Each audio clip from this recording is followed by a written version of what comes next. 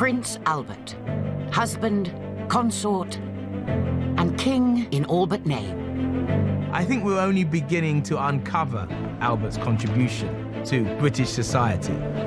He swept the young Victoria off her feet and shared his life with the Queen for 21 years.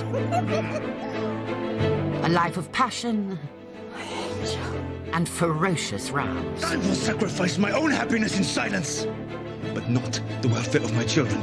She must have been incredibly difficult to live with. You will not walk away from your queen! Throughout it all, he was driven by fierce ambition.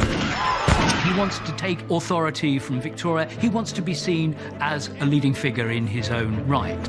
With a thirst for control. I am just the husband, not the master of the house. He was blunt.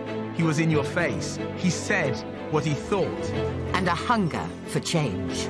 How is it that England has palaces and slums side by side? Eventually, Albert would take over. They are mostly your affairs that occupies my time.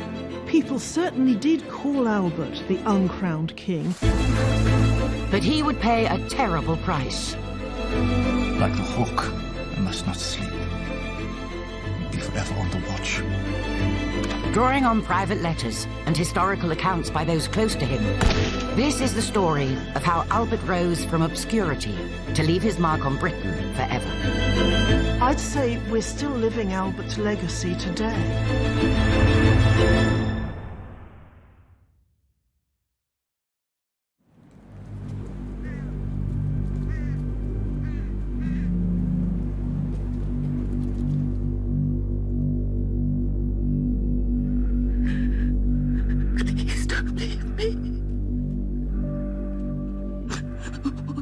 Without you.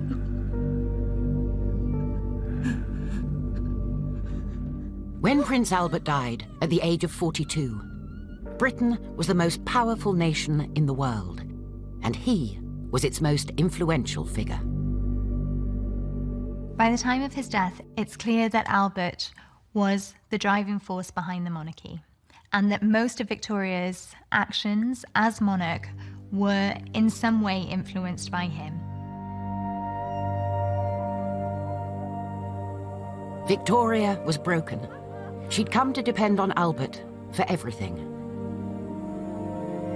And she would mourn his passing until the end of her very long life, nearly 40 years later. Albert's wishes, his plans, his views are to be my law, and no human power will make me swerve from what he decided and wished. I live on with him and for him.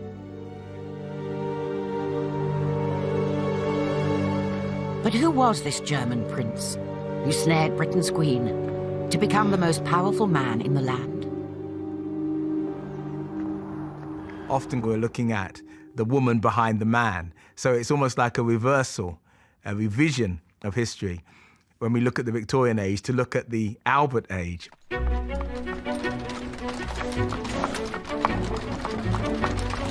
Albert's journey to the top began more than 2 decades earlier.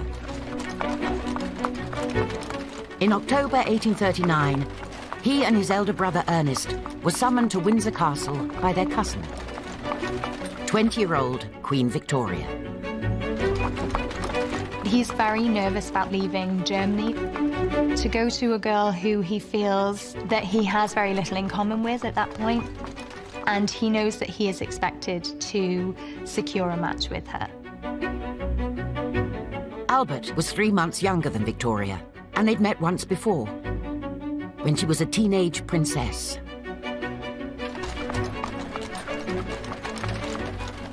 But now she was queen. The British establishment wanted her to find a husband. People start to worry about the moral safety of the Queen, and they are aching for a royal marriage. Those around her felt that a husband might calm her down, that she needed grounding in a sense. Albert was one of several potential suitors. Your Majesty, so wonderful to see you again. The visit to England would be make or break for the young prince. He was seasick and somewhat dishevelled when he arrived at the court. Nonetheless, he made a very profound impression upon her. She was completely bowled over by his handsomeness. He had grown to be tall and broad and very attractive. And her diaries from those days shed light on an amazing attraction that she felt for the prince. And style, something of a romantic hero as a young man, and she was a very romantic young woman, easily swept off her feet by a handsome young figure.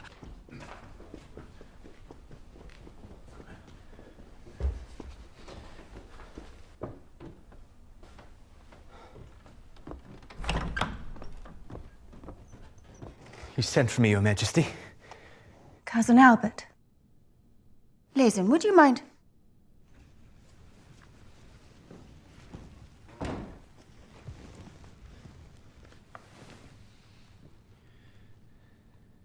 You must know why I asked for you.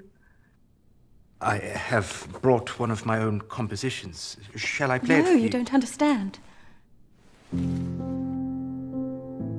Beloved Albert,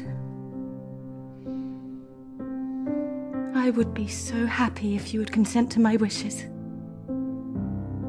To marry me. Mary, ich würde. I would be very happy.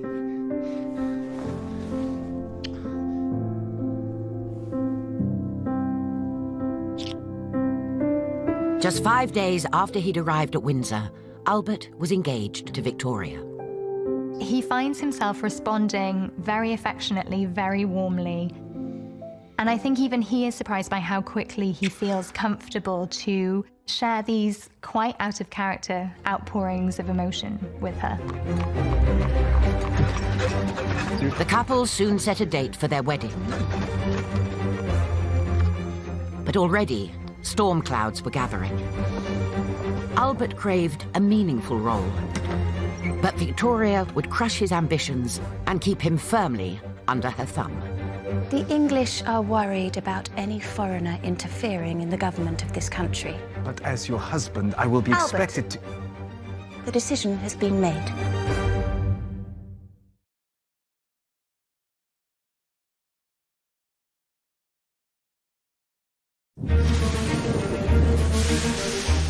Shortly after accepting Victoria's marriage proposal, Albert began exploring the country that he'd soon call home. On the 14th of November, 1839, he took his first journey on the newly opened Great Western Railway from Slough to London Paddington. He was coming to a society that was bigger, larger in every sense than the society in which he lived in. It was also far more advanced. The Great Western Railway was just one of many new lines connecting towns, cities and ports. They were powering an industrial revolution that would make Britain one of the world's richest countries, and London its richest city. London is a great commercial centre, it's a great port city, it's quite unlike any city he would have experienced before, and it's a kind of foretaste of the things that Albert becomes interested in. But for the moment, Albert's mind was on his impending marriage. I write to you on one of the happiest days of my life, to give you the most welcome news possible. Victoria is so good and kind. I am at a loss to think that such affection should be shown to me. At the moment, I am too bewildered to say any more, save that my heart is swollen with bliss. But Albert's happiness was short-lived. When news broke of the royal engagement, he found himself under fierce attack.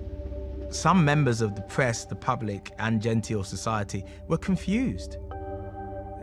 How can this be?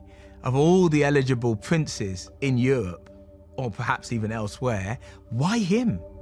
He was from a very small, quite poor German dukedom, which meant that he was very much seen as this kind of pauper German princeling that the British nation was going to have to pay for. There was a famous rhyme about how he was coming to marry for better or for worse, England's fat queen and England's fatter purse.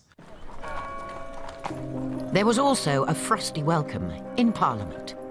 When Prime Minister Lord Melbourne proposed giving Albert a salary of £50,000 a year, there was a rebellion, headed by opposition leader Sir Robert Peel. I think I speak for both sides of the House and suggest a reduced sum should be offered. Shall we say £30,000? After all, it is just to cover the expenses of his household, which by its nature will be very small. Oh, I fear Her Majesty will not be best pleased. There was talk also of giving him a peerage, a dukedom, but that got nowhere either. Albert was distressed, dispirited by the negotiations, the argy-bargy, not only behind the scenes, but in Parliament and in the press, over the role he would play, the status he would hold. The sky has darkened more and more. The Tories have cut my income by half and made my position not a very pleasant one. Already, there are storms in store. I believe my future lot is plentifully strewn with thorns. He starts to feel dejected and he already feels that he's failing. He must have thought, what on earth am I getting myself into here?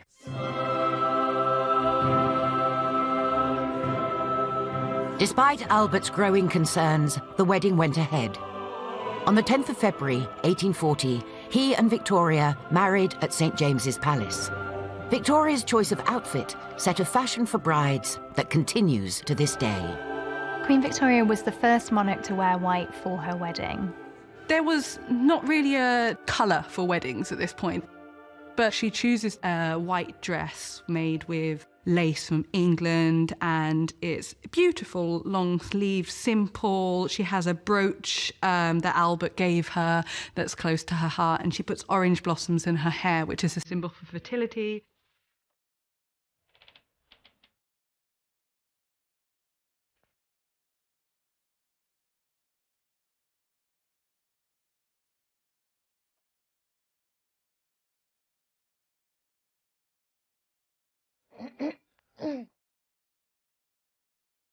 Thank you, Lazen. You may leave us. I will just be next door, Your Majesty. Your Highness.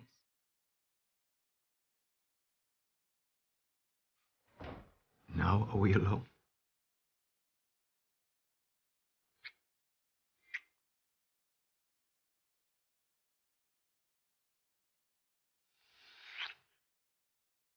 Meine Liebling.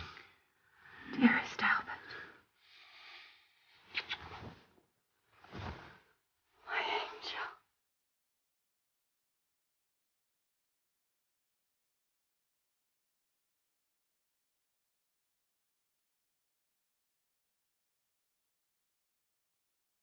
Victoria, in her journals, expresses her delight in the physical intimacy and the physical relationship that she has with Albert.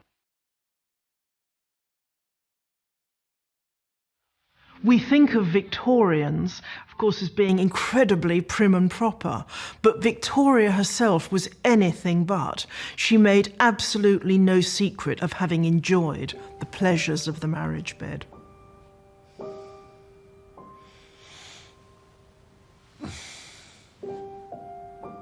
Good morning, Your Majesty. Good morning, sweet husband.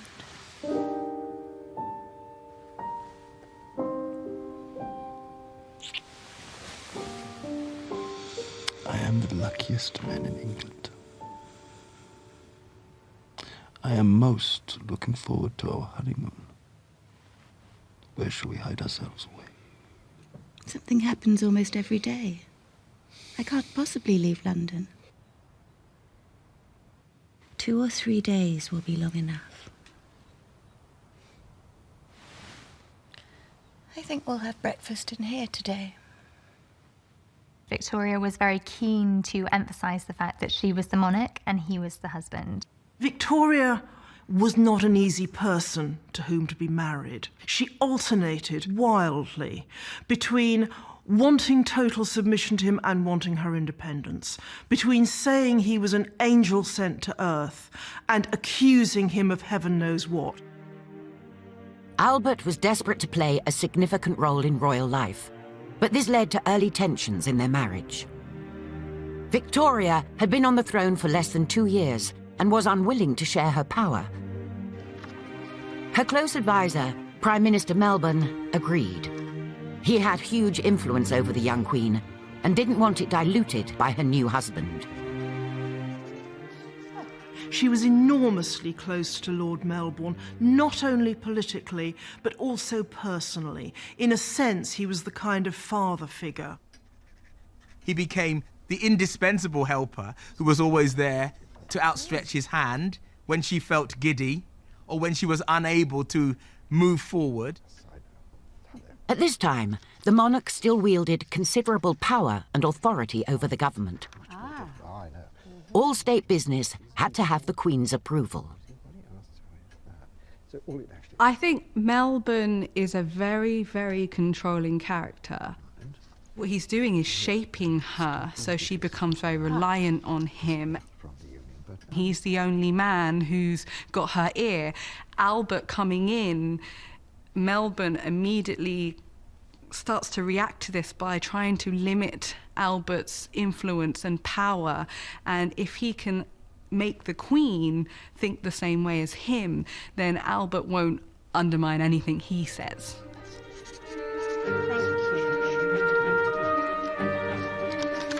Albert came up against Melbourne straight away. He wanted to bring his own personal staff from Germany, but Victoria was told to block him. She was persuaded that Albert should take on Melbourne's own secretary, George Anson.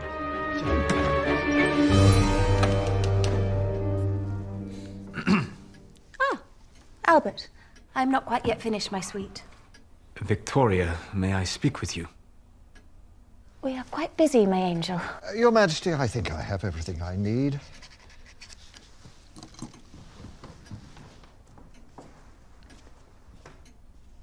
Why am I being forbidden from bringing my staff from Coburg? Albert, your people... I know nothing of this Mr. Anson, save that I have seen him dance the quadrille. Mr. Anson will be an excellent private secretary for you. He is modest, steady, a very well-informed young man. Victoria at the beginning is a very unsympathetic character to her husband. She is eager to maintain the authority and the control. But Your Highness, if I may, we are entering into a situation where there have been very few precedents. The main object is to avoid any difference of opinion between Your Serene Highness and Her Majesty. The English are worried about any foreigner interfering in the government of this country. Some of the newspapers have already expressed their hope that you wouldn't interfere. As consort to the Queen, it will be prudent that you should not take part in any political matters. But as your husband, I will be Albert, expected to... The decision has been made. Victoria's attitude to Albert in those early months was very mixed. On the one hand, she was raging that the English authorities wouldn't allow him, a title, wouldn't allow him a sufficient income. On the other hand, she was actually at least complicit in that process. There really were moments when it was her denying him a title, denying him any kind of authority or really any role. It's a very strange mixture in her. There were personal as well as professional tensions between the royal couple, a result of their wildly different personalities. Albert was very sensitive to conflict and really hated to argue with the people that he loved. Victoria, in contrast, was a highly passionate character, very driven by emotion and prone to outbursts and sometimes to temper tantrums. And as Albert quickly discovered, there were 3 people in the marriage: himself, Victoria, and her childhood governess, the formidable Baroness Louise Leeson. Baroness Leeson was a problem for Albert from the start. She'd had this incredibly strong influence over Victoria. She'd come from Germany. She educated and looked after the young Victoria. Leeson was strong-willed, difficult to deal with. constantly at Victoria's side, even after she became queen. Following the marriage, Leysen continued with all her old duties, including running the royal palaces. She also kept strict control over the Queen and made little attempt to hide her dislike of Albert. Try it like this, meine Liebchen.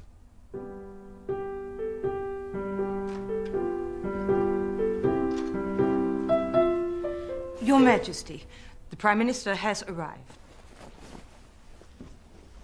This afternoon's post. Thank you, Leysen.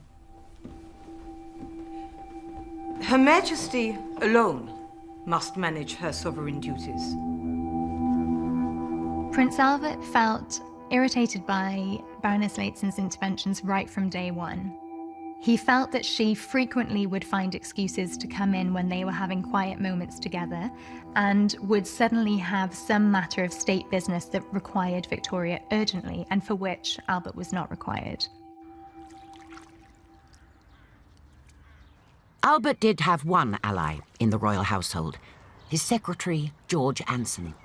Despite being appointed against Albert's wishes, the two men had struck up a solid friendship. Your net, sir. Oh, thank you, Anson. Did she shut you out again? The moment Melbourne arrives, she swoops in, grabs Victoria in her talons, and takes her off like some sort of dragon. Or perhaps a parrot. Head cocked to one side so her sharp little ears might catch the slightest whisper. She encourages Victoria to keep me away from any public affairs. Her Majesty alone must manage her sovereign duties. Spot on, sir. All I am allowed to do is blot her signature on the government papers. I feel the Queen may be more influenced by the Baroness than she realizes. I agree. With Leysen around, I am just the husband, not the master of the house. As time goes on, Albert actually starts to think that Victoria is scared of Leysen. On a number of occasions, he made a request which contradicted something that Leysen had said.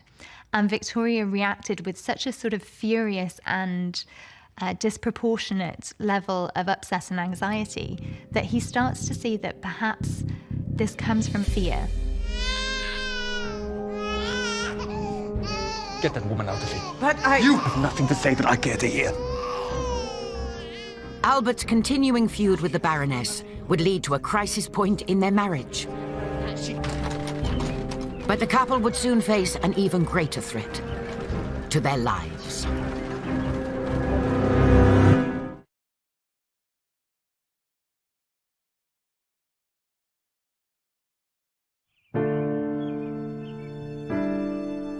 From the moment they were married, the contrast between Albert and his queen was clear for all to see. On the surface, no people could be too different than Albert and Victoria. He loved the country, sports, quiet, early nights, study. She was a party animal, basically. Loved town. He was far more interested in family than she was. In the spring of 1840, Victoria's worst nightmare came true.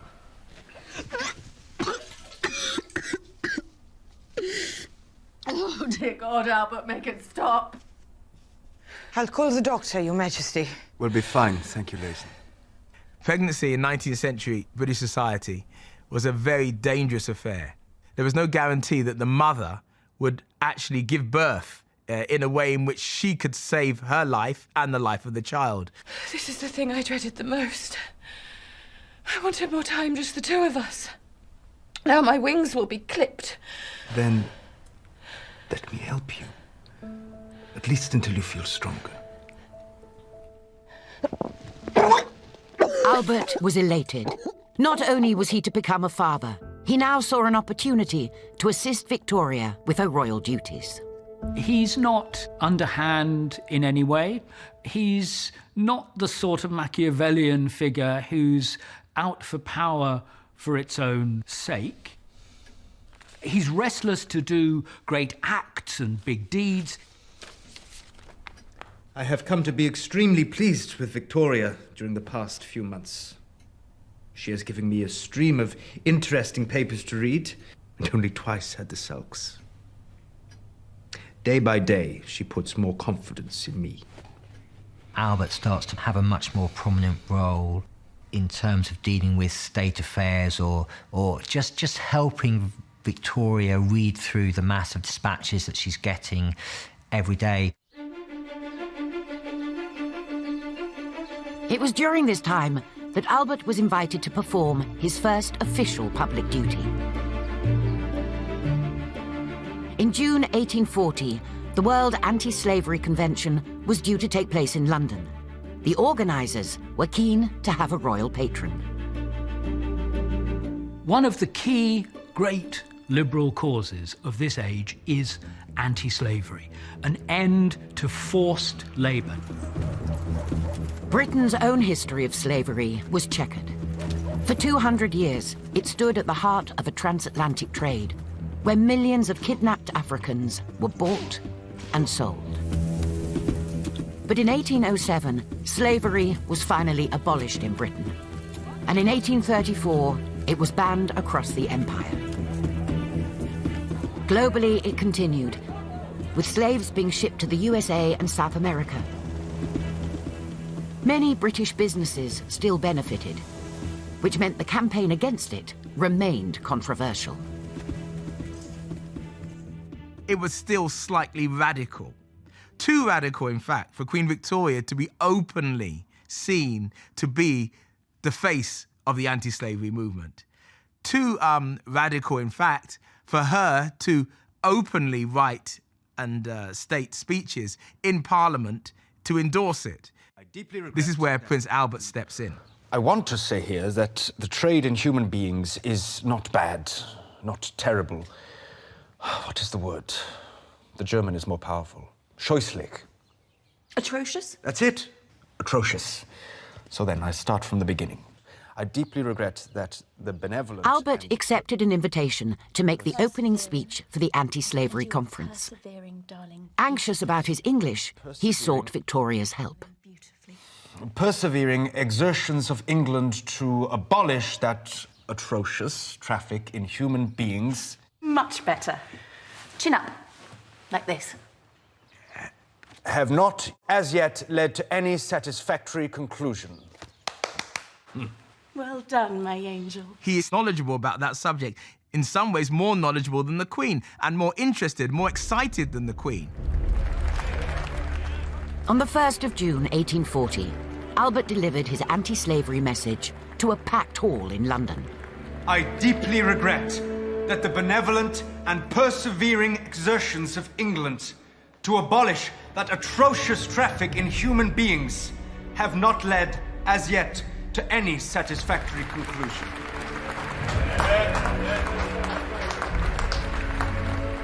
This great country should not relax in its efforts until it has finally and forever put an end to the state of things so repugnant to the spirit of Christianity and the best feelings of our nature.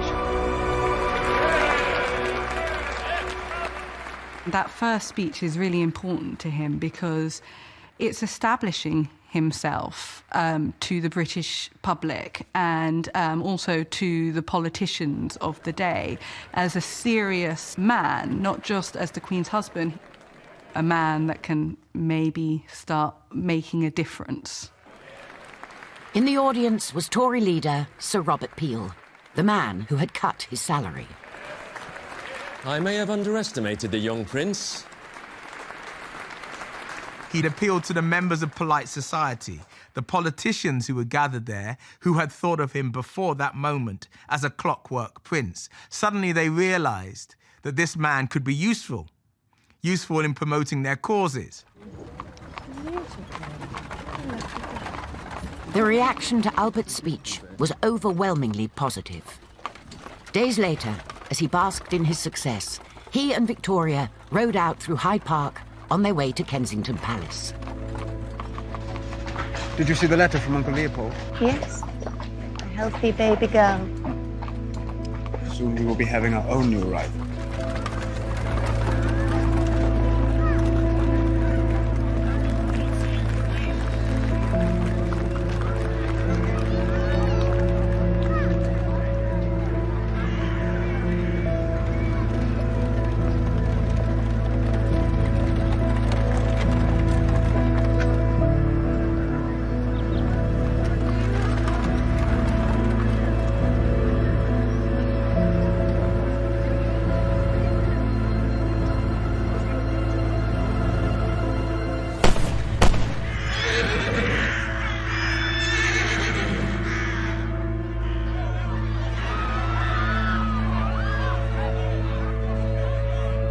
Drive on!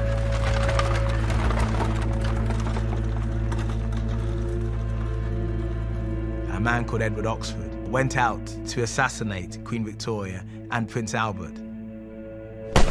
He claimed to be part of an organization called Young England.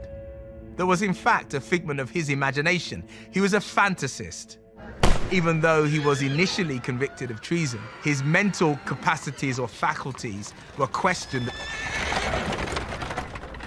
For the very first time, the defense of temporary insanity is used and is accepted by the court. The shooting was the first of 8 assassination attempts on the Queen. Later that afternoon, Albert insisted they ride out again and was met with wide praise. There was very much an outpouring of public sympathy for them, particularly given she was pregnant at the time. Her prince, her defender, was there to make sure that no harm came to the Queen. This was considered to be admirable behaviour, physical bravery of a sort to, as it were, care for a queen, and Albert's stock rose very high. But Albert's growing popularity did nothing to ease his restlessness. Although he was now helping Victoria with her papers, she still denied him any meaningful professional role. You could imagine a situation in which he sits back, he enjoys a pampered lifestyle, but that's not really his character, that's not what he's been educated for. I am bored with chess every evening. I would like to invite some literary or scientific individuals to dine with us. But Victoria has no fancy to encourage such people. She would not like any conversation in which she could not take her fair share. He became deeply frustrated with this idea of just being an ornament to the Queen. That was not the kind of man he was.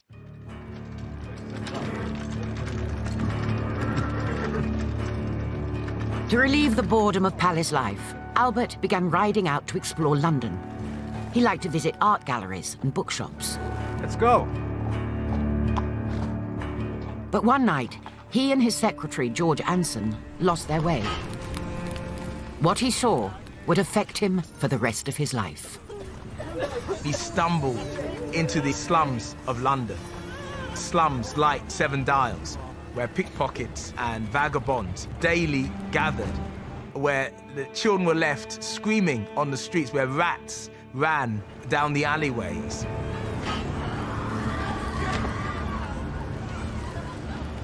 Your eyes open, Anson.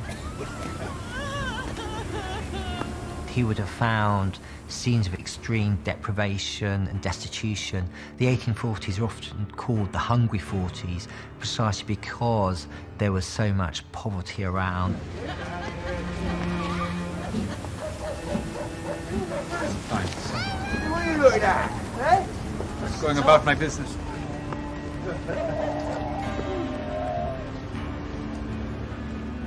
Life expectancy at this time in Britain was a mere 40 years.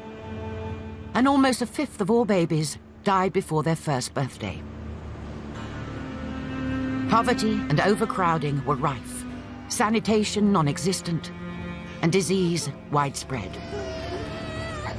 Children were forced to pay their way. Any that couldn't had to beg on the streets. Many starved to death. It was a shock to his German sensibilities. A shock because this was not the Britain that he was expecting to find, not the Britain that was the most powerful empire in the world. And to a certain extent, he felt confused. Why hasn't anybody prepared me for this? And why isn't anybody talking about it? Why does nobody in polite society mention the poor? Albert later wrote to his brother, How is it that England has palaces and slums side by side? My heart cannot fail to sympathize. The danger of poverty is the principal evil. Means must be found to make facilities for the poor. Although Albert was determined to help the plight of the poor, he still had no authority to act. But later that year, he finally gained a hand in running the country. As the birth of their first child approached, Victoria prepared to enter what polite society called confinement. Confinement is when a lady of this time period would be taken away from doing anything physical, any of her normal work. Albert now persuaded Victoria to appoint him as her stand-in when dealing with government business. From this point, Albert begins to attend cabinet meetings. He begins to be briefed on all sorts of matters of state. Letters to and from ministers were delivered daily to the palace in a red dispatch box. And Albert was now given his own key. Albert getting his own key for the dispatch boxes is quite a significant moment. He's able to look over the material that Victoria's received and actually play a much more direct and independent role in helping her. It means that he's part of the monarchy. He's no longer the outsider. He's no longer simply the consort. He's someone who's working with Victoria in a very active way. You see him when he writes the excitement that he's got this extra responsibility now and his eagerness to do well and to give it his all. I always commit my views to paper and then communicate them to Lord Melbourne.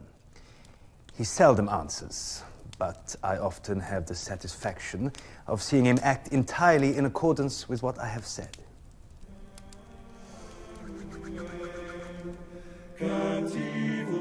On the 21st of November 1840, baby Vicky was born.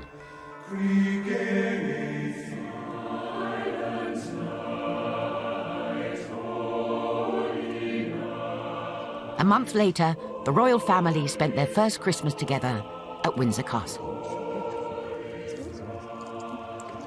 The most common myth about Prince Albert is that he introduced the Christmas tree to Britain, which actually was introduced by Queen Charlotte, who was the wife of George III. But it was Albert that changed the way the British celebrated Christmas.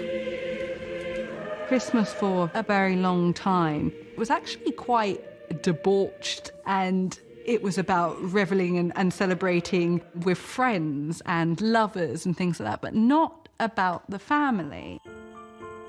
Now, when Albert comes into the royal family, he makes Christmas about this traditional family unit. He makes the tree this focal point, and it's decorated for a child, really.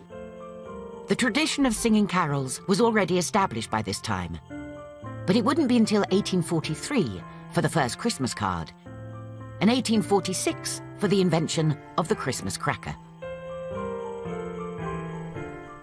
Unusual in a Victorian father, it was Albert who doted on the baby, lavishing far more attention on her than her mother. Albert, you're wearing her out. Pass the little frog to Miller and come and read to me. Sir, I'll just go and see how the gift tables are coming along. Thank you, Anson. We'll have them in here next to the tree. Put me down, you rogue!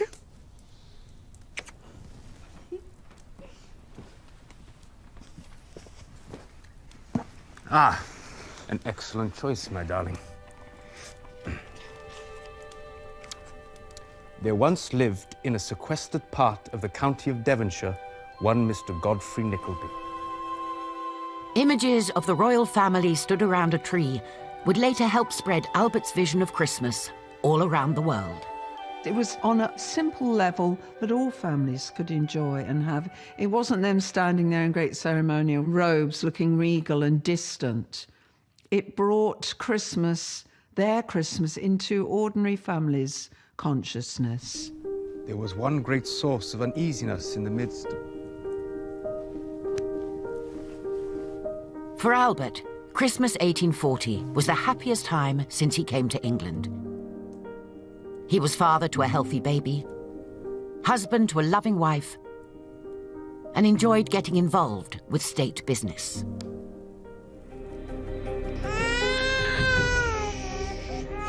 But the deep tensions between Albert and Victoria hadn't gone away. They would soon resurface, stretching their relationship to breaking point. I will sacrifice my own happiness in silence, but not the welfare of my children. You will not walk away from me, Albert! You will not walk away from your queen!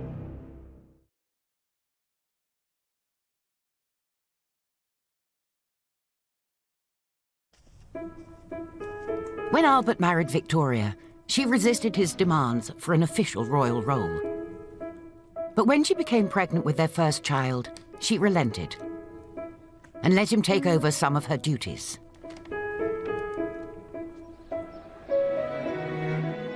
He was now getting a name for himself. Sir, may I introduce Sir Robert Peel, Leader of the Opposition? Your Highness, I very much admired your speech on slavery last year. Oh, you are most kind, Sir Robert. Albert had impressed the Prime Minister and other senior Westminster figures, including those that originally doubted him. It would give me great pleasure to appraise your Royal Highness of any new legislation, or indeed any matters in which you wish for more information.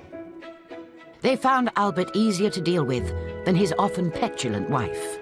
Victoria was temperamental. She was unstable even.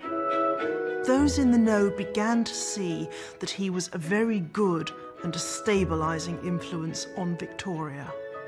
And they began to actually welcome his calming influence and to feel perhaps that they'd get a more rational answer from him than they would from his wife. But at home, his disagreements with Victoria were becoming more frequent. The main source of friction, as it had been from day one, was Victoria's former governess, Baroness Leysen, and the control she exerted over the royal household. Every time he attempted to bring this up with Victoria, she would fly into a fit of rage. Where it came to Leysen, Victoria was particularly sensitive, and he knew that trying to throw his weight around or trying to be too pushy in this area was not the way to win Victoria over. Albert suggested ways to make the palace run more smoothly, but Leysen obstructed and undermined him at every turn. The royal household was not well managed. He saw waste, he saw inefficiency, and in general, he wanted to be master of his own household. Victoria, are you not cold? Is no one going to light the fires tonight? As you know, Your Highness, it is the Lord Steward who brings the fuel and the Lord Chamberlain who lights the fires. The Lord Chamberlain's staff must be delayed. But why can't the task be completed by one person? Darling, that is the way it has always been. But the rooms are freezing. The nursery is worse. Might I suggest a blanket? Albert, why don't you play something for me? That should keep you warm. While he was trying to do work with the royal household, Leysen would just turn around and say, no, you can't do this. The Baroness felt that she needed to protect Victoria without realizing perhaps that no longer was necessary. In fact, that was no longer correct for her to take on that role.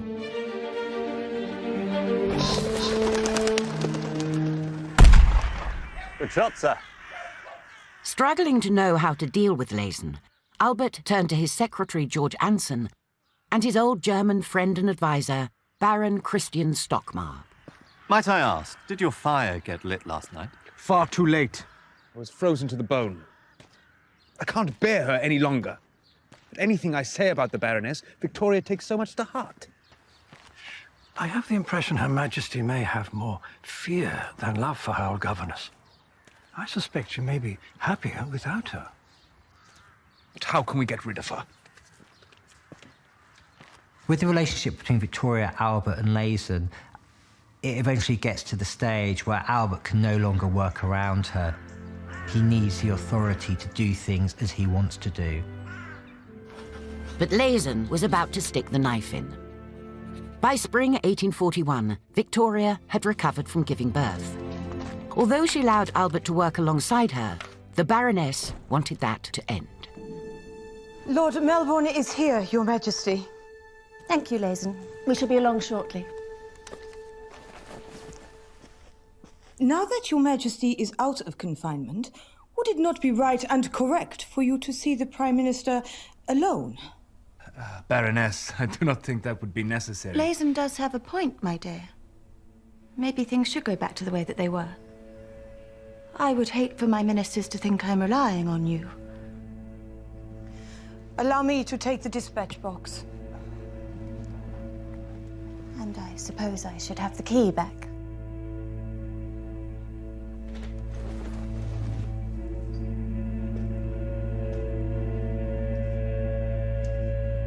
For Albert, just as it was so symbolic to get the keys to these boxes in the first place, it's very symbolic to hand them back. Albert was determined not to be sidelined. But to win back his position of influence over his wife, he needed help from the man she trusted the most. Lord Melbourne had been a father figure to Victoria since she became Queen. But in August 1841, he was forced to resign as Prime Minister and had to give up his role as the Queen's advisor. Albert had grown close to him and now wanted a favour. Lord Melbourne, I was very sorry to hear the news. Oh, nothing is permanent, Your Highness. Now that you have stepped down, might you encourage Victoria to once again turn to me for advice? Well, Lord Melbourne, I cannot believe it. You've been such a devoted friend all these years. Oh, you are too kind, Your Majesty. These events, while disagreeable, are unavoidable. But it is a great consolation to me that I leave you in safe hands. Your Majesty can do no better than to rely on His Royal Highness with complete confidence. Thank you, Lord Melbourne. What if I... Put your trust in Albert. Let him help you. Victoria had been so close to Lord Melbourne that she couldn't bear to say goodbye to him. And he gives her that nudge, that okay, it's okay for you to give Albert more responsibility. It doesn't look bad for you. If anything, it's in the interest of the country and you have my support. With Melbourne gone, Albert became Victoria's advisor on all government matters. And his growing friendship with Sir Robert Peel, who now became Prime Minister, made his position even stronger. Peel, I think, rather admirably recognises that this is a young man who wants to play a public role and finds work for him. Now Albert had the power he'd craved.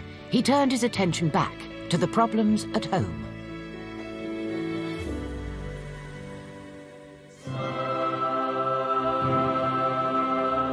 In November 1841, Victoria gave birth to their second child, a son they named Bertie. But Albert's joy was marred by his continuing struggle with Lazen. He resented her being involved with his children and was determined to make his move. The opportunity came in January 1842, when their eldest child, Vicky, fell seriously ill. Sir, you must come quick.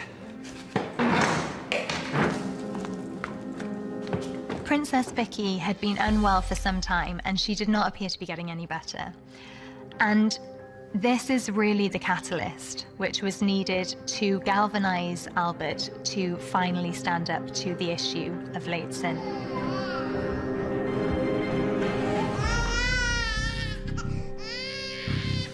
Get Victoria now. Albert felt that Lazen hadn't been quick enough in calling the doctors and that the illness had become much more serious than it really needed to. And that, for Albert, was really kind of the last straw. Victoria and Albert have the mother of all arguments. Get that woman out of here. I don't want her anywhere near my children. But you have nothing to say that I care to hear. You will not speak to Lazen like that. I won't stand for it. She has poisoned the child with calomel and half-starved her. If she dies, it is you who will have it on your conscience. How dare you speak to me like that? She has shown utter incompetence and you refuse to see it. You defend her. I defend her because she has been my companion long before you stepped foot on these shores, and yet all you do is criticize her. I will sacrifice my own happiness in silence. but not the welfare of my children. You will not walk away from me, Albert! You will not walk away from your queen! We shall never be happy as long as that woman is running the house. She has to go. Oh! Oh! Victoria was almost hysterical in her upset. Albert retreated, and the two did not speak for the whole of the next day. Instead, letters were exchanged back and forth in which both of them pleaded their case, and at first neither were prepared to budge.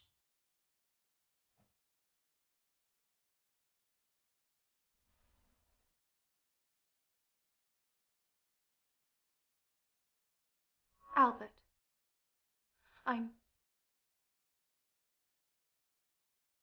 I'm sorry.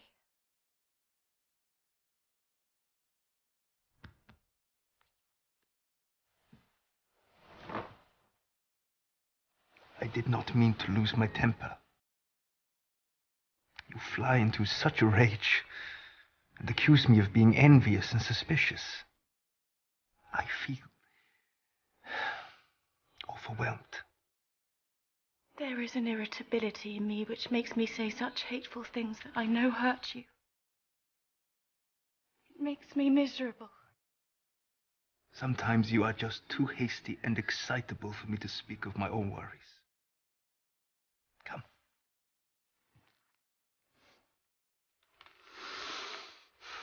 For the sake of our family, we must live only for one another.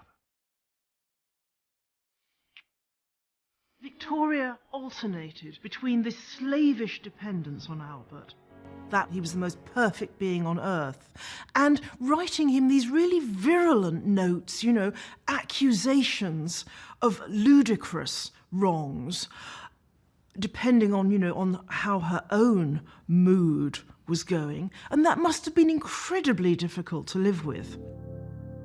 Later that year, Leysen was finally dismissed from the royal household. Albert couldn't conceal his glee.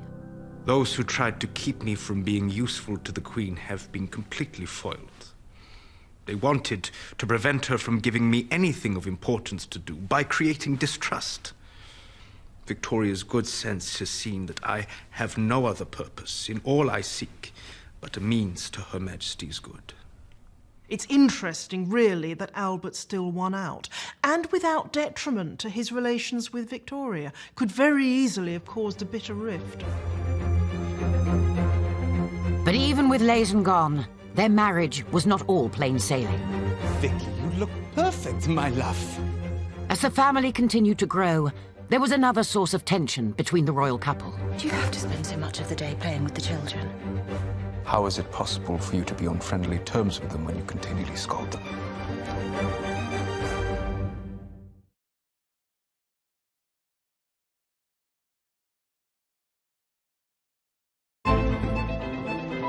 By 1842, Albert had assumed full control of the royal palaces. He completely overhauled the way they were run, saving thousands of pounds in the process. But his ambitions went way beyond the royal household. He suddenly was in a position to take on those roles, those functions, which had been restricted to him. He took a hand in everything and anything that came his way as this constant, insatiable hunger to be useful, to be busy, to be doing things. The Victorian age, as we know it, was firmly underway. There were huge advances in transport, science, industry, public works, and Albert supported the lot. Albert, oddly enough, like Prince Philip after him, was particularly interested in science and technology, and he saw that as a way that he really could make a contribution. He became interested in industrial change. He became interested in scientific revolution. In March 1842, Albert became the first member of British royalty to have his photo taken.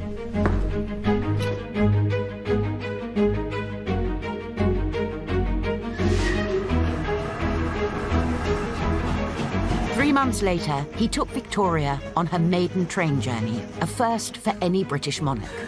Isn't this marvellous? They travelled from Slough to Paddington on the Great Western Railway, built by the country's greatest Victorian engineer, Isambard Kingdom Brunel. Albert also showed his artistic side. At the invitation of Prime Minister Sir Robert Peel, he was commissioned to oversee the interior decoration of the newly rebuilt Houses of Parliament. Many more projects would follow. If you think about the Victorian ethic of improvement, all those institutions from clean water to improved homes, to recreational spaces, to parks, to allotments, all those features of modern life that we associate with our Victorian forebears, Albert was a supporter and a patron of all those things. In November 1843, Peel took the Prince on a tour of Birmingham. Sir Robert was from a northern industrial family and shared many of Albert's passions. His relationship with Robert Peel is this perfect bromance of two minds who have the same agenda. Both men are very, very, very hard-working and have a strong sense of duty. As the birthplace of the steam engine, Birmingham sat at the heart of the Industrial Revolution. With its canal network and newly built railways, it was the world's largest manufacturing hub, exporting goods all over the globe. From the mass production of iron and brass, to weapons and steel pen nibs, to chocolate. It was known as the City of 1,000 Trades. Albert inspected factories, foundries, and the workshops of Birmingham's famous jewellery quarter, where he saw the brand new invention of electroplating. So, by using electricity, you can bind silver and gold to base metal. They can also scale up the process. Imagine coating cast iron machines with zinc to prevent rusting. What an innovation. Well done, sir. He likes watching how things are done and how things are made, and being in a city of industry is right up his street because he loves seeing the cogs in the machine that is Britain. Albert also saw the flip side of industrial progress. The land is covered in coal dust. The people were covered in coal dust. It was a city that was crowded, people living on top of each other. They were the class that ensured Britain's industrial output. And without them, there would not have been an industrial age for Britain.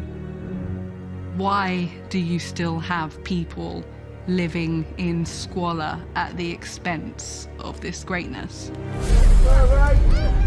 The sight of the workers and their families brought back memories of his earlier encounter of the London slums.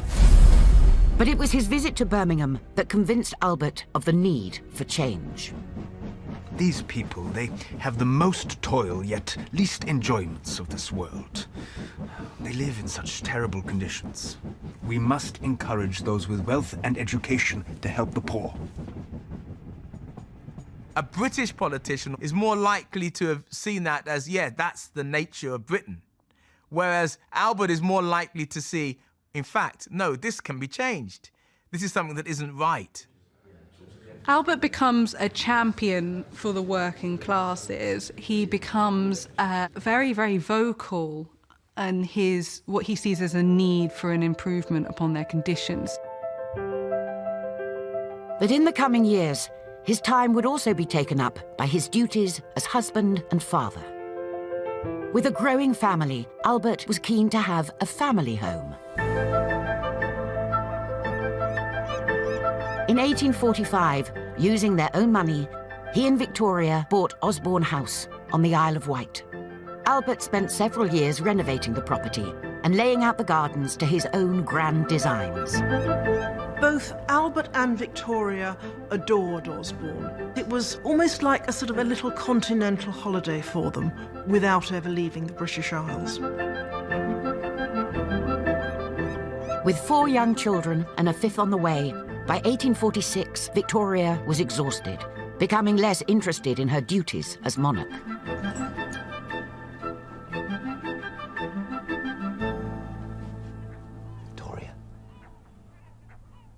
Victoria. Sorry, my angel. What were you saying? I just need your signature, my sweet. It's another set of railway acts. Albert, what would I do without you? Victoria allows Albert to take a much more significant role. He starts drafting all of her correspondence, and she is just required to copy it out. Hello. Bertie, my dear, I'm sure your father has work to do. Come on, I'll race you to the fort. I think Albert was made to be a father. He gave so much of himself to the children when he had time. For Albert, Osborne House was more than a holiday home. It was a place for the royal children to be educated and entertained. Out in the grounds, he would later build a Swiss cottage, a miniature world they could play at being adults. He teaches them to cook, he teaches them to garden. He thinks about how to allow them to be children and have fun, whilst also preparing them to be princes and princesses of the world. Albert often encouraged his children to put on plays. Vicky, you look perfect, my love. Now, you are playing the part of Athalie, the widow king of Judah, which is the most difficult part. Sir, I have the letters you requested. Thank you, Phipps. I will attend to that in a moment. Don't do that, Bertie. Can't you see I'm trying to draw? You'll need this if you're to be the priest. Bertie, my love, you are a Roman soldier. Please, come and stand guard next to your sister. Good boy. Alice. Now, the high priest would not stand there picking their nose. For heaven's sake, will you behave yourself? Go and do as Papa tells you. Albert's devotion to his children would become another point of conflict with his wife. We think of Albert as quite a sort of sterner, well, Victorian father, but in fact he was much warmer and more committed in many ways than she was. I think at times Victoria may have been slightly jealous of Albert's relationship with the children. We'll soon have this merry troop licked into shape. Look at Vicky. She excels at everything. Darling, is there something wrong? Do you have to spend so much of the day playing with the children? But this is part of their education. Albert, I just want to spend some time with my husband alone. It is a pity you find no consolation in the company of your children. Then how are you meant to be on friendly terms with them when all you do is scold them?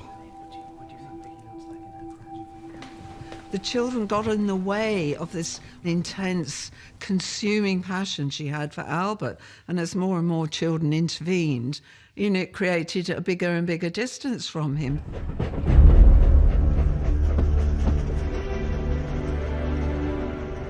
Albert's growing workload was also eating into his time with Victoria. During the late 1840s, he toured the nation. He laid numerous foundation stones, inspected docks and factories, and witnessed new scientific innovations. In 1847, he was even elected Chancellor of Cambridge University. Albert also worked with many charities, putting into action his plans to improve workers' lives. Poverty, malnutrition, poor housing. This is the peril of Britain's rapid and dramatic industrial advance. Along with improved housing, we need education for children, allotments to grow food, and benefit societies for the laboring classes. I shall not cease to promote these objects wherever and whenever I can.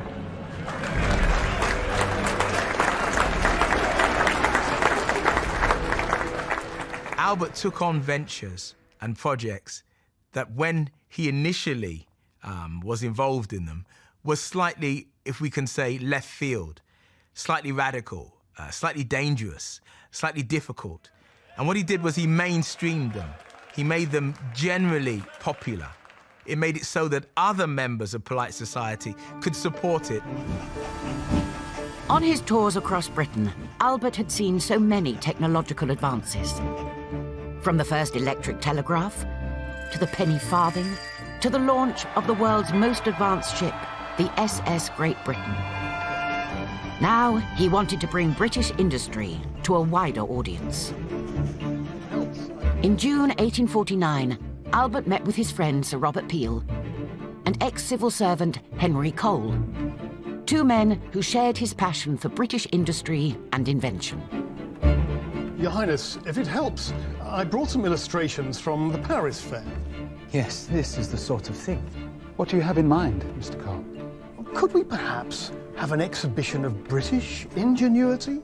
Not just machines from the factories and fields, but inventions and scientific breakthroughs. I think we should embrace foreign machines.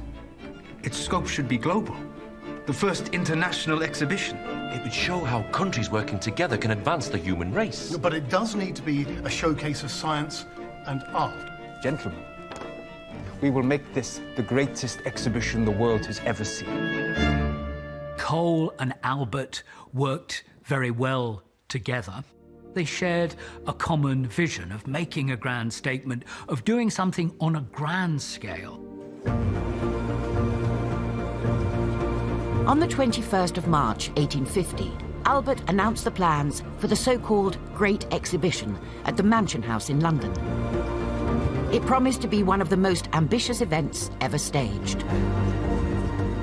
There was widespread enthusiasm, but also fierce opposition. There were a litany of complaints. Why should we do this? Why should we spend public money on a great cultural project? Surely this exhibition would become the source for anarchists, terrorists, people not be coming there to assassinate noblemen and dignitaries.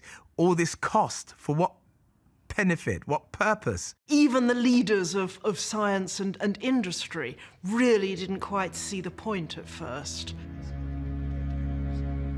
Undeterred, Albert pressed ahead, immersing himself in every aspect of the vast project.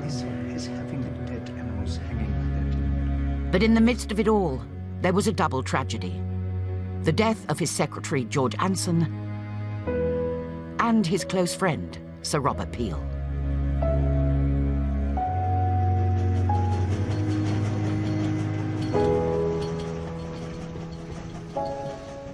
The opponents of the exhibition continue to work people into a panic.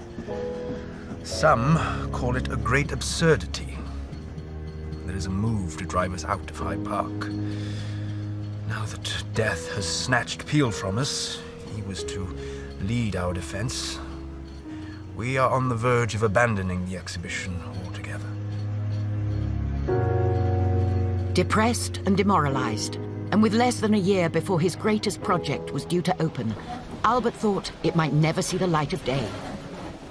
Others feared the stress might even kill him.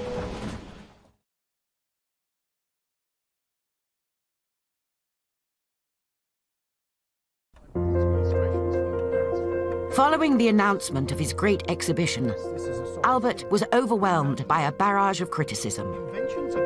The original plan for a vast brick building had been rejected outright. But a late entry came from former gardener Joseph Paxton. He proposed a giant glasshouse, the Crystal Palace.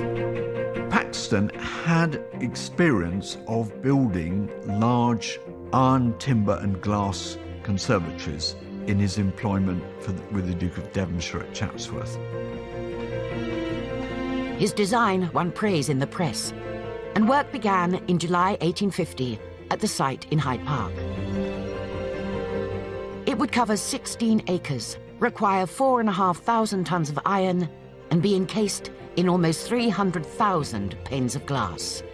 It was the first large, prefabricated building in the world, with parts built in Birmingham and brought to London by rail.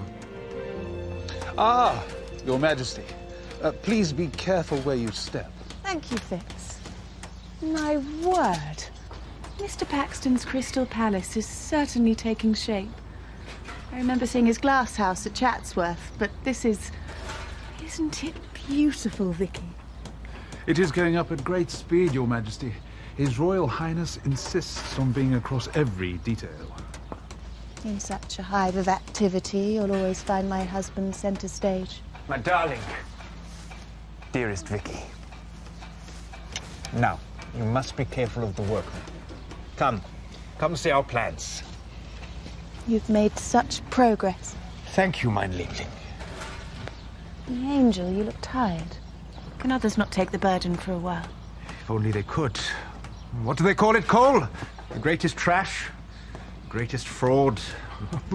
Well, I hear that some mathematicians have calculated that the Crystal Palace will blow down in the first strong gale. Some religious scholars call it the second Tower of Babel, and that it will draw the vengeance of an offended god. Oh, Your Highness, I can give no guarantees against such perils. Mr. Cole. Albert, my dear, you will prevail.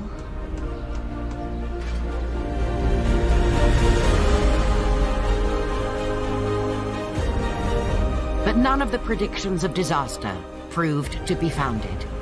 The building was completed in just 6 months, and then filled with over 100,000 exhibits from across the world. On the 1st of May, 1851, Albert & Cole's Great Exhibition was opened to universal acclaim.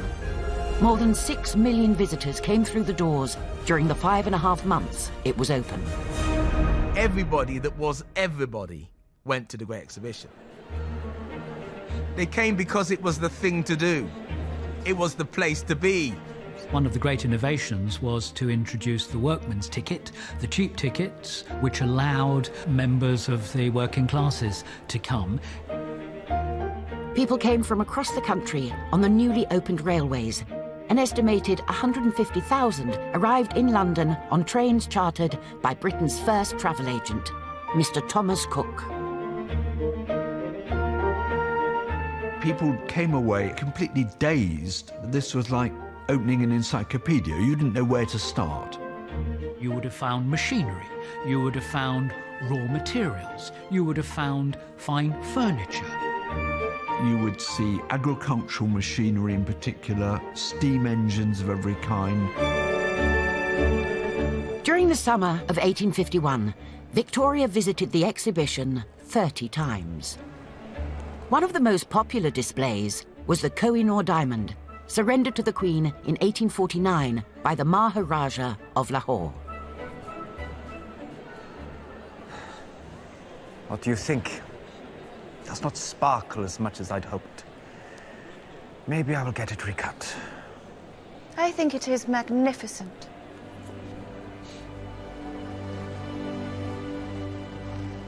Albert, your Crystal Palace is a triumph. You have raised the monarchy to the highest pinnacle of respect. Thank you. Queen Victoria was utterly and completely relieved that dear Albert had brought off this astounding success. She soaked up all this admiration and people just looking around in amazement at what had been achieved. And she felt it really was Albert's defining moment. Even before it closed its doors in October that year, the exhibition had made a huge profit. Albert knew how he wanted to spend it.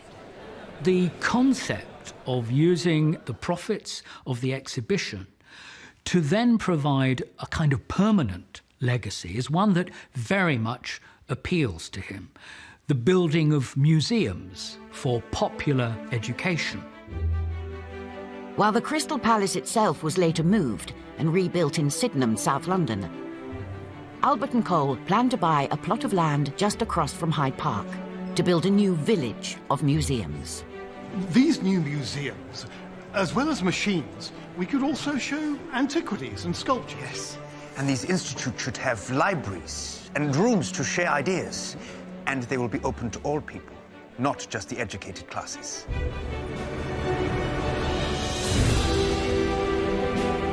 The site was nicknamed Albertopolis and would become the new suburb of South Kensington. Cole was later made director of the South Kensington Museum, subsequently renamed the V&A.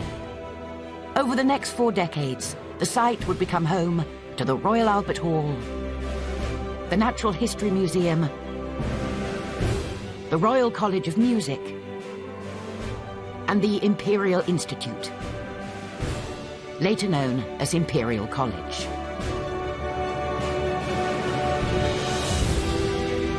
And it was all down, in large part, to Albert. Albert became known as a man who did everything. They recognised that what he was doing was for them. And you see this wonderful shift at this time where people start to become reliant on him and what he's doing for the nation. Albert's new status led to extra roles and responsibilities, yet he still volunteered for more. In 1854, when Britain went to war against Russia in the Crimea, he couldn't resist getting involved. Prince Albert began to talk to the generals about raising entire new regiments and sponsoring those regiments. Albert helped raise money for the Army's first permanent training camp, which was then built in Aldershot. He proposed setting up volunteer army reservists, which later became Britain's territorial army. He met with Florence Nightingale and helped her improve the army hospitals. And he even came up with the idea and design of the Victoria Cross. Being Albert, he says that it should be awarded to all ranks, not just officers, but to non-commissioned officers and to ordinary soldiers as well. Albert relished the extra work, but it came at an increasing cost to his health. Albert was always succumbing to colds and chills and stomach upsets that gathered pace and intensity as he grew older and as he took on more and more responsibility. Still only in his mid-30s, Albert now felt the weight of the nation lay on his shoulders. The mounting pressures were taking an emotional toll, and he sought an escape.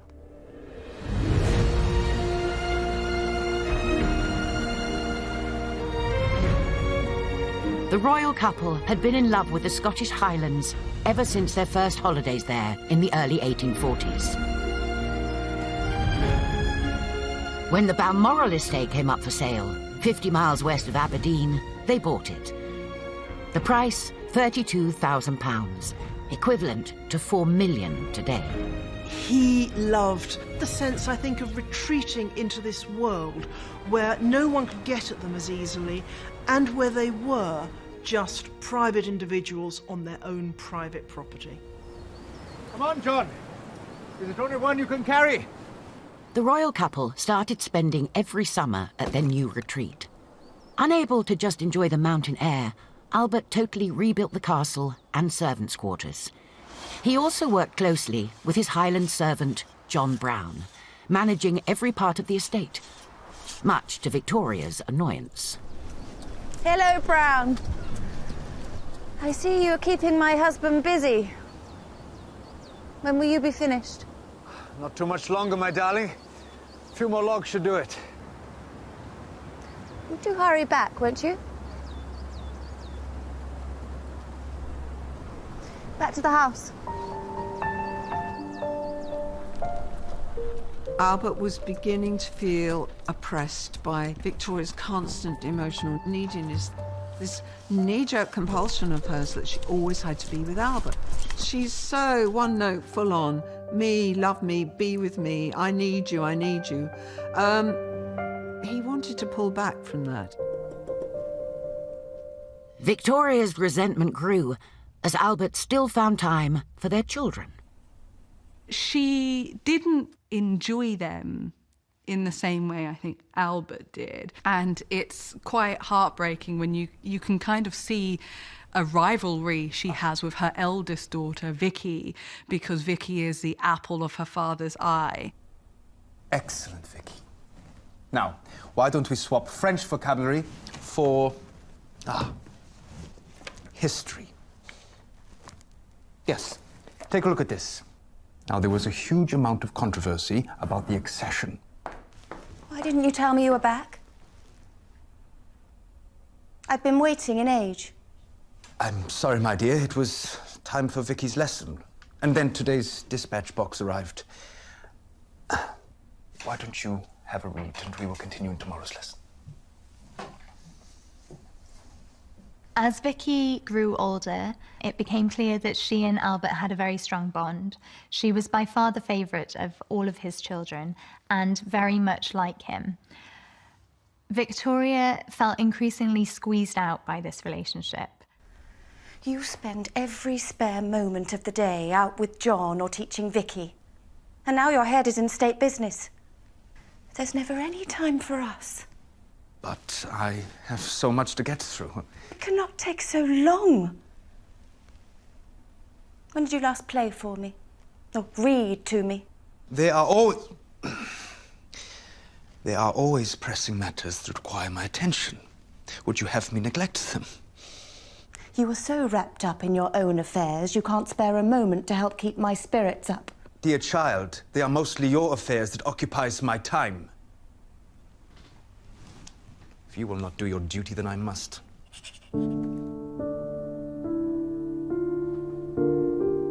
Albert had developed a pathological obsession with work. Now effectively a full-time stand-in for the Queen, there were also countless meetings, charitable commitments, and the running of the royal household. There was little time left for Victoria. The time for Albert was fast running out.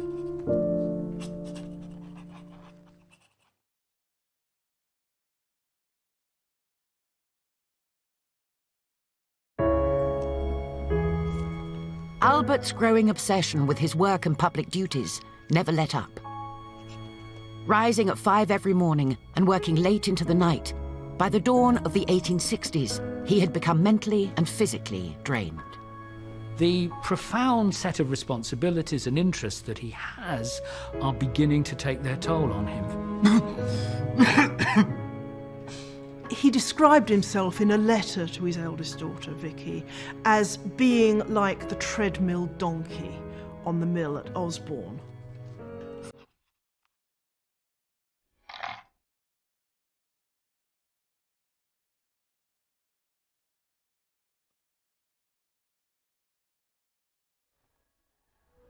Thank you, Phipps.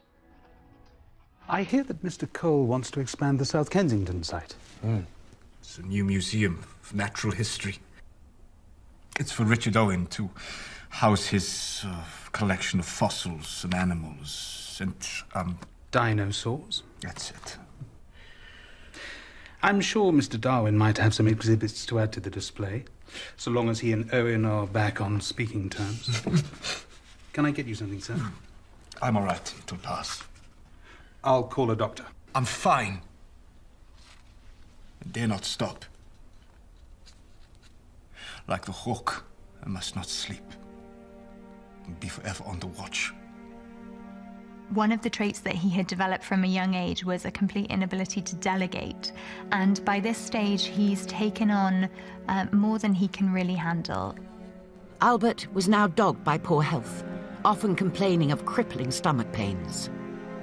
If you take a close look at Albert's letters, diaries, and the Queen's account of him over many years, you get a very, very clear sense of a pattern of ill health becoming more and more chronic. It fits Crohn's disease in many respects, but of course, Crohn's disease wasn't even identified. Matters weren't helped by the behaviour of Albert and Victoria's eldest son. Bertie, the Prince of Wales, had been a difficult child. Now 20, he was in the army and causing trouble in the ranks. Did you read the letter from his commanding officer? His idleness and disregard for everything is enough to break one's heart. He seems to take no interest in anything except clothes and the latest boot fashions. Despite my lessons, I fear his intellect pales in comparison to his sister. Why doesn't he listen to you? In November 1861, the royal couple received news from Bertie's training camp in Ireland. He'd been found in bed with an actress named Nellie Clifton. The revelations completely devastated his father. Everything that he had hoped to stamp out of his children seemed to be manifesting itself in his son and heir. If there was one thing he was utterly obsessed with, it was preserving the moral uprightness of the royal family. There should be no taint of scandal. Bertie returned to Cambridge University to continue his studies. Albert travelled from London to meet him. Despite severe stomach pains, he insisted they went for a walk to keep their conversation private. Your behavior has caused me the deepest pain. What if the girl fell pregnant? You have willfully plunged into the lowest vice. I am still your loving father. But when I consider you will one day take the reins of an empire where the sun never sets, my mind becomes confused by the very idea. You must not, you dare not be lost. The consequences for this country will be too great. Albert felt encouraged by their meeting. But the walk in the rain would have a dramatic impact on his failing health. Albert had this great worry, this burden on him of his son's behaviour, and then this trip to Cambridge when he was so ill, further weakening him. Returning to Windsor Castle, Albert was immediately confined to bed. Soon after, he developed a raging fever. Poor Bertie got, in a sense, the blame. But that really is a bit unfair, because Albert had actually been ill, been complaining of ill health, and been noted as looking much older than his age. Doctors assured Victoria that Albert would recover, but they were wrong. His condition worsened.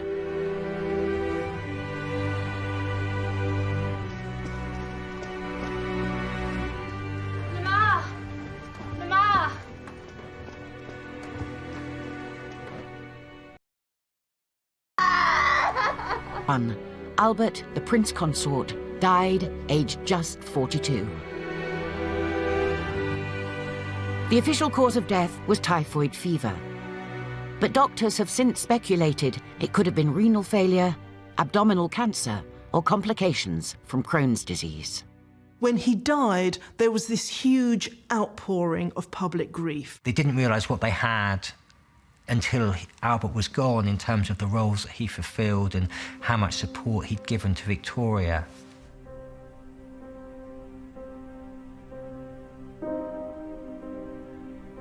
Albert's wishes, his plans, his views are to be my law, and no human power will make me swerve from what he decided and wished. I live on with him and for him. Victoria was utterly distraught, utterly at a loss. I prayed we would die together. Why do I survive? How will I be able to go on? To live? To move? To help myself in difficult situations? Pleasure and joy, all is gone forever. She wrote that my life as a happy one is ended, and that she had no idea what to do, even who she was, how to comport herself without Albert at her side. He was the light in our home, the best father who ever lived, and a blessing to the country.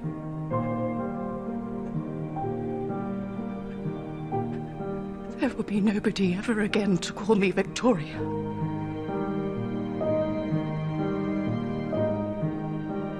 Victoria would mourn her husband's death for the rest of her long life. While memorials were raised to his memory, Albert's actual legacy has quietly been forgotten. By examining Albert in more detail, it enables us to have a greater understanding of his contribution to British society. He modernised the British monarchy and taught Victoria that her job as monarch was to be an advisor to government, but that it was government that ruled. Without him, the monarchy may not even exist. Certainly not as they do now. As well as securing the future of the royal family, Albert was a man who wanted to make things better, a driving force for the early Victorian age. He was an intellectual figure, a man of energy, a man of ambition. Albert wanted British science and technology to be recognized throughout the world. He wanted people to be able to access it, to find out about the miraculous things that had gone on. He had quite a determined idea of how he wanted British society to modernise, how he wanted the classes to come together, how he wanted ignorance to be abolished. He was very honest and very passionate about what he believed in, and he really believed that his role was an opportunity to do good and to really make a change. I console myself with the conclusion that from my heart I mean well towards all men, have never done them aught but good, and take my stand on truth and reason.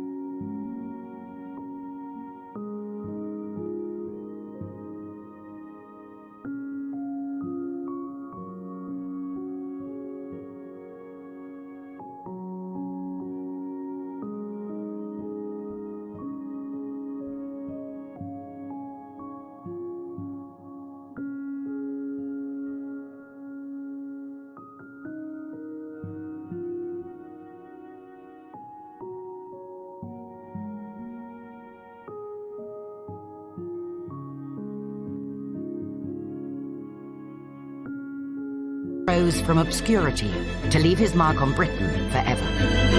I'd say we're still living Albert's legacy today.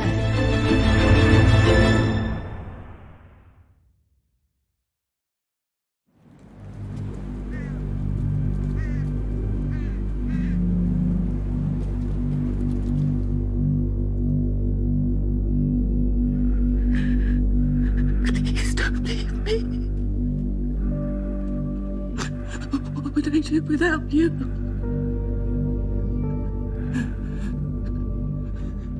When Prince Albert died at the age of 42, Britain was the most powerful nation in the world, and he was its most influential figure. By the time of his death, it's clear that Albert was the driving force behind the monarchy, and that most of Victoria's actions as monarch were in some way influenced by him. Victoria was broken. She'd come to depend on Albert for everything. And she would mourn his passing until the end of her very long life, nearly 40 years later.